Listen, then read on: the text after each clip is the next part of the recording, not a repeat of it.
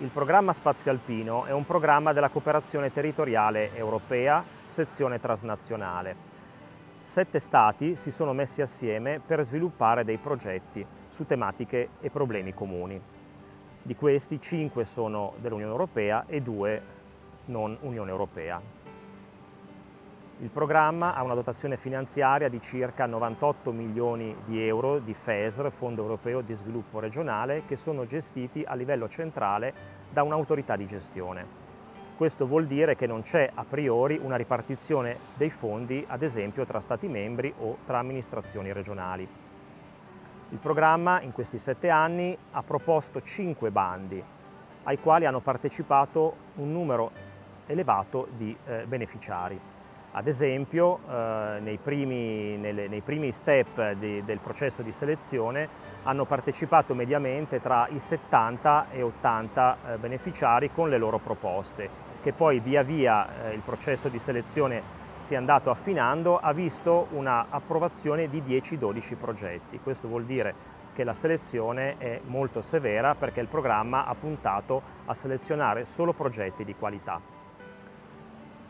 La partecipazione italiana al programma è stata molto buona. Di questi 98 milioni di euro di FESR, i beneficiari italiani hanno portato sul territorio nazionale 36 milioni di euro.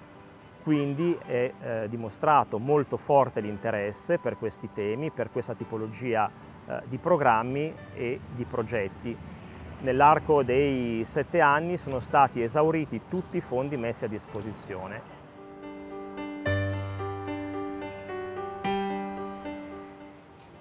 Abbiamo appena detto come questo programma ha esaurito tutte le risorse, quindi ha riscontrato un altissimo interesse da parte dei beneficiari, in particolare dei beneficiari italiani. In parte è dovuto alla tipologia di progetti, che sono progetti in cui partner di paesi diversi devono cooperare e quindi sicuramente lo scambio delle esperienze è un elemento importante. Un altro elemento importante è che questo territorio dello spazio alpino ha delle problematiche comuni e quindi soltanto attraverso questi progetti di cooperazione transnazionale è possibile trovare delle soluzioni comuni a questo tipo di problematiche. In particolar modo poi in Italia si è prestata molta attenzione al processo di supporto e di comunicazione. La governance nazionale in qualche modo ha funzionato molto bene e questo grazie alla presenza di un comitato nazionale presieduto da Regione Lombardia che ha avuto il compito di coordinare tutte le attività sul territorio nazionale. Abbiamo organizzato diverse azioni di supporto al partenariato in questi 7 anni, soprattutto nei momenti cruciali in previsione delle call. Sono stati organizzati degli infoday, sia preparatori in modo tale da informare i beneficiari su quali fossero le modalità di partecipazione e i temi messi a bando, sia anche successivamente all'approvazione dei progetti approvati per dare un supporto post-progettuale, soprattutto di tipo amministrativo, sia ai beneficiari che ad esempio ai controllori di primo livello, quindi con dei seminari ad hoc.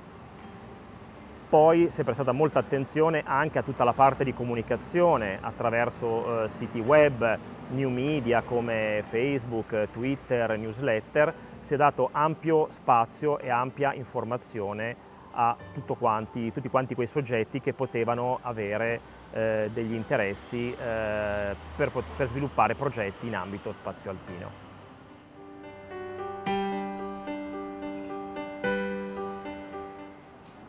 Il programma Spazio Alpino in questi 7 anni di programmazione ha lanciato, come abbiamo ricordato, 5 bandi.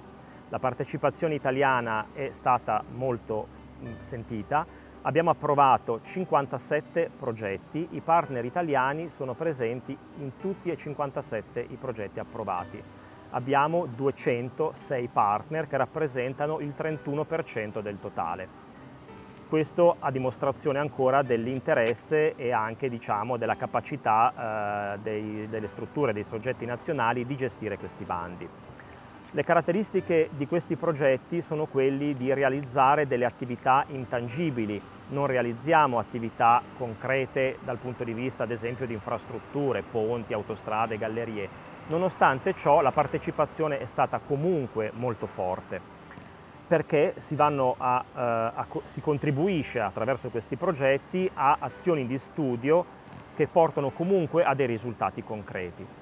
Per dare qualche numero, ad esempio, sulla priorità 1, che è quella che si occupa prevalentemente di competitività, hanno sviluppato i progetti 586 azioni per trasferimenti tecnologici, 111 azioni a sostegno di prodotti ecosostenibili e ai processi di produzione, 109 azioni di sviluppo urbano-rurale, 49 cluster economici transnazionali. Sulla priorità 2, che è l'accessibilità, sono state fatte 81 azioni per traffico integrato, piani di mobilità e trasporti multimodali, 44 azioni per potenziare i flussi di traffico sulle infrastrutture esistenti, 27 azioni per offrire servizi pubblici su base informatico-tecnologica.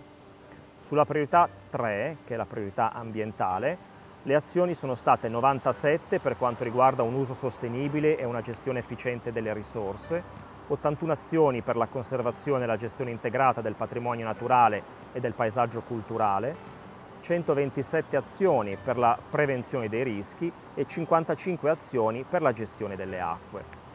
A questi progetti hanno partecipato sia soggetti che già avevano un'esperienza basata sulla programmazione precedente, che hanno fatto un po' da nave scuola per quei beneficiari che invece per la prima volta si affacciavano nel mondo della cooperazione territoriale, in particolare del programma Spazio Alpino.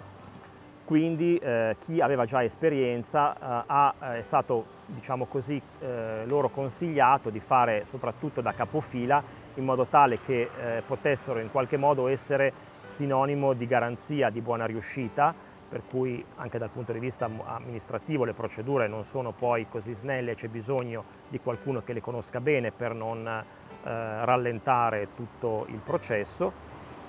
E un altro importante risultato che vale la pena sottolineare, oltre alle azioni concrete che sono state sviluppate, è stato sicuramente quello, nei vari ambiti tematici, di creare delle reti transnazionali che sono reti stabili, che si sono stabilizzate nel tempo. In parte erano già reti che esistevano su altre tipologie di programmi o per altri scopi, e in parte invece sono reti che si sono create ex novo grazie allo sviluppo di progetti in ambito spazio alpino.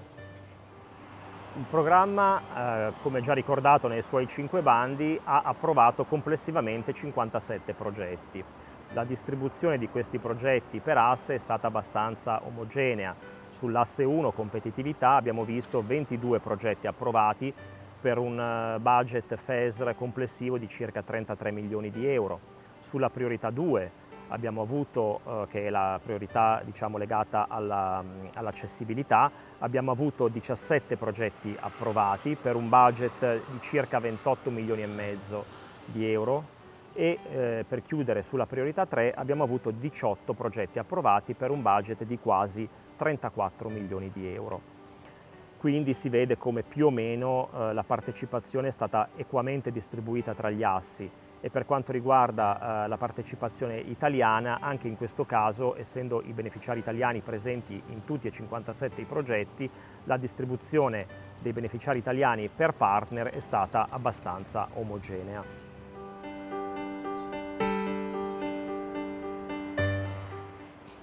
Il programma Spazio Alpino ha già da tempo pensato a quelle che potrebbe essere la sua naturale evoluzione nella programmazione 2014-2020, attraverso sia dei percorsi transnazionali che nazionali, che sono tra loro integrati. A livello transnazionale e nazionale sono stati infatti attivati degli stakeholder dialogue, per cui degli incontri sul territorio con gli stakeholder, in modo tale che questi stakeholder potessero portare quelle che secondo loro potevano essere le strategie per la nuova programmazione.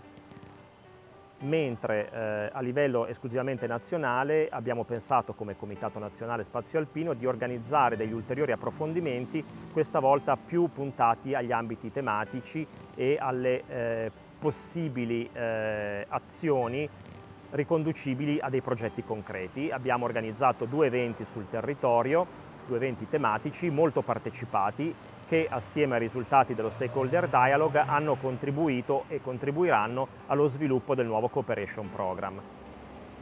Inoltre, non potendo ovviamente in termini numerici e di tempo coinvolgere tutti gli possibili e potenziali stakeholder e beneficiari, sono state attivate anche delle consultazioni online. Anche in questo caso i risultati sono stati molto apprezzati e utilizzati in tutto questo percorso.